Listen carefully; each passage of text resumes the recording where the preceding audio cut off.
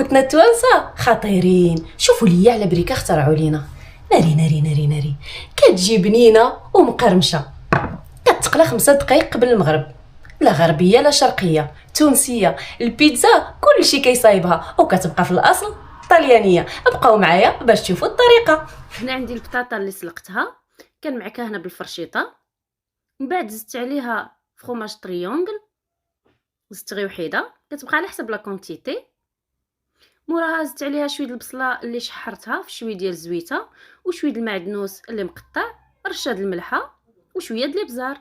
خديت الورقه ديال البريك اللي طويتها على هذا الشكل، دهنتها بشويه الهريسه، كتعجبنا تجي محرحره البريكه، وحطيت داك البوم دو تيغ على هذا الشكل، شويه ديال الطون اللي حيت له الزيت، شويه د الكبار والبيضه في الوسط، وديريكتومون في الزيت اللي ديجا سخنتها من قبل.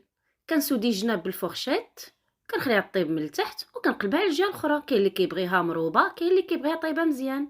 الا وصلتوا حتى لهنا ما تنساوش تشتركوا في القناه.